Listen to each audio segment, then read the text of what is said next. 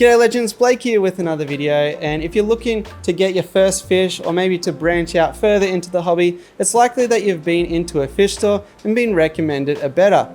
Well, first of all, I think that's a great recommendation. However, there are a few things to know before doing it to get on the track for best success. So really quickly, I'm going to run through that. Let's jump straight into the video.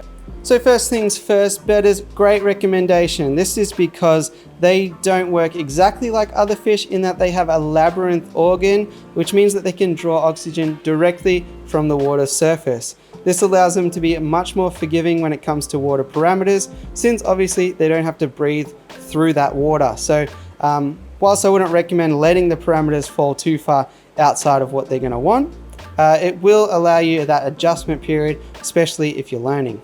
However, knowing that they're going to take oxygen from the water surface, it's best to not give them a whole heap of flow. They don't want that sort of riverine conditions where there's fast moving water, because it's going to make it really difficult to gulp from the water surface. You can imagine if you yourself were swimming in sort of a rapid situation, you might drink in some water or in some cases drown. So similar thing for Bettas, they like slow moving waters, shallow water that is easily accessible to go up to the surface and have a gulp of air.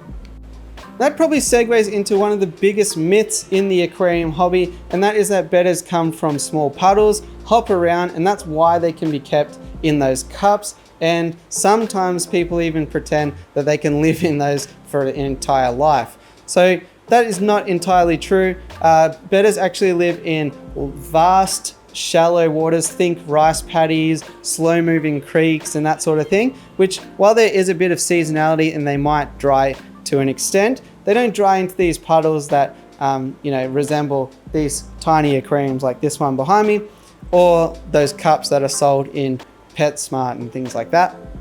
So the minimum aquarium size I'd recommend is a 5 gallon or 20 litre aquarium, and that's what I'm keeping mine in as well. Another myth surrounding Bettas that you might hear pertains to their old common name, and that was the Siamese fighting fish. You might hear that they're brutes and they'll tear anything to shreds, so you can't keep them with anything. And that's not true either. So you can see I've got some orange fin Danios in here with mine. Danios can be a little bit hit and miss, but obviously I've got backup plans here. And that is just, you have to watch out for things chewing on the Bettas fins, but for the most part, Bettas really don't mind a bit of a community tank. Some great tank mates off the top of my head, just to save you a bit of research, things like ember tetras, rummy nose tetras, neon tetras, chili raspberries would probably be fine as well. Just be cautious of anything that's going to be small enough to fit in the Bettas mouth or big enough that the Bettas going to fit in their mouth. Bettas, I think, make a great centerpiece anyway, so surrounding them by 6 to 10 schooling fish is going to look great as well. Some other notes with the tank setup, I mentioned the slower flow, but they will also quite enjoy some leaf litter and a bit of a black water environment. Here in this aquarium I've got some oak leaves, Indian almond leaves are probably the most commonly sold ones, or as a general rule of thumb, any leaves from hardwood or fruit trees should be fairly safe. Just do a little bit further research, but they quite enjoy having an environment to interact with. And I'd also definitely include live plants if you can. It's going to help you with your water chemistry, and it's going to give them a place to rest so that they can more easily take that oxygen from the water surface. If you are yet to pick up your aquarium, first of all, do that with enough time for it to cycle. Also research aquarium cycling if you're not familiar with that, but you want to give it a couple of weeks just for the bacteria to build up in whatever filter you're choosing to use. I'd recommend sponge filters personally. But if you haven't picked up your tank yet, don't go with one of those portrait style aquariums. As I mentioned, they come from really shallow water. Most fish do, so portrait style aquariums, in my opinion, are one of the kind of least versatile tanks to get. Most of the time you're going to be recommended width and length rather than height. It's kind of one of the most useless dimensions when it comes to aquariums. So do keep that in mind. And the other parameter to be mindful of is temperature. So Bettas are going to do really well in about 24 to 27 degrees Celsius or 75 to 80 degrees Fahrenheit. Heaters these days come really compact and really affordable, so there's not really much of an excuse not to get one, and this is often a pitfall that newcomers to the hobby fall into. A few things to be mindful of is that bettas are very capable of jumping though, so do keep tight lids on the aquarium so that you don't end up with some betta jerky on your floor, which nobody wants. And 3 common things that can affect bettas are dropsy, velvet, or fin rot. So do some research on those if you're starting to notice that your betta looks a bit strange. Diet is also a big portion of caring for a betta fish, and I find that bettas bloat really quickly.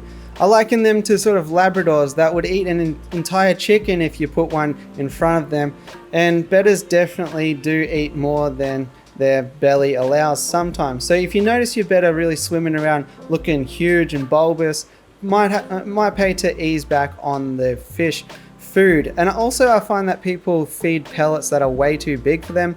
Try and go with the smaller pellet, something like a 0.5 millimeter, I think will be perfectly fine. I'd rather feed my betta 4 or 5 smaller pellets than one huge pellet, because I just think that would be more enjoyable for the fish as well. As well as that, smaller feedings more frequently is always going to be better than one huge feeding that may just lead to food rotting on the bottom of the tank. Bloodworms and baby brine shrimp are going to be good treats for bettas, but again, you don't need to be throwing 10 freeze-dried or frozen bloodworms in there. Like 1, 2, or 3 at an absolutely maximum will go fine as a great treat for your betta fish.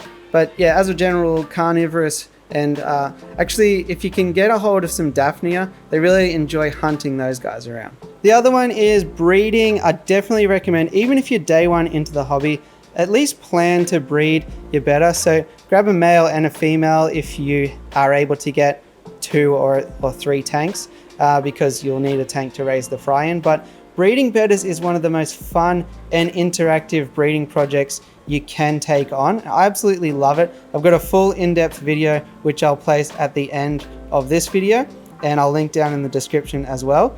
And you know, if you want to get hooked on fish breeding, bettas are definitely a great option for that. So they breed really quite young, within the first kind of 6 months to 12 months of their life. They can live up to 3 years, by the way, if they're cared for well. So you don't have to wait really long, and it's one of those ones that you can actually see the breeding happen. So great fun one, and it will only further enhance your knowledge of the fish and your ability to appropriately keep them. But they're a bubble nest spawner, so if you just keep a solo male and you notice that he's blown a whole bunch of bubbles in the corner, or you thinking that you've spilled some sort of chemical in the tank, don't worry, it's most likely just he's very happy and he's setting up a nest in case a female happens to find her way into the tank. So that is something to be aware of. Outside of that, bettas make an absolutely great first fish to keep, or second fish, third fish, 10th fish, whatever it is. You know, I've got probably 1,000 fish in here and I still keep them because they're a fantastic one. You get heaps of personality, a fairly low demand really for much care at all, and they come in so many colors and varieties that there's bound to be one that will take your fancy. Overall, just definitely don't keep them in cups and you're on your way to being a great betta keeper. If the video has helped you to get onto the right path, then it always helps me to smash like, hit subscribe, and all that fun stuff. If you did want to check out that in-depth betta breeding video, I'll put it right there. Other than that, good luck with your fish keeping, and I'll catch you on the next one. Thanks for watching.